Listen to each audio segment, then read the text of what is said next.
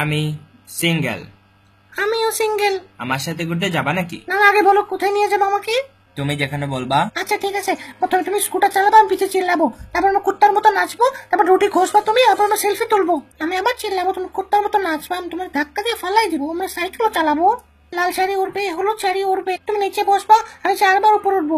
এই দেখো এভাবে 1 2 3 4। আমরা মেহেন্দিও লাগাবো। তাহলে ওইটা কখন করব? কি বলতেছো তুমি? কিছু বুঝতেছি না। তোর হারাম যেতেছে। এই আলিটাকে আসে একটা ফইনি। আমাকে 10টা টাকা দিবা? অনেক খিদা লাগছে, আধা কেজি আলু কিনবো, দাও না 10টা টাকা। চা দিব না ভাগ। তুই ওই ফৈনিটাকে 10 টাকা দিলি না, এটা আমার অনেক খারাপ লাগছে। তুই আরো বড় ফৈনি, যা ভাগ। আমি ওই ফৈনিটাকে আলু কেনার জন্য 10 টাকা দিতে রাজি আছি। তুই ওই ফৈনিটাকে 10টা টাকা দিলি না?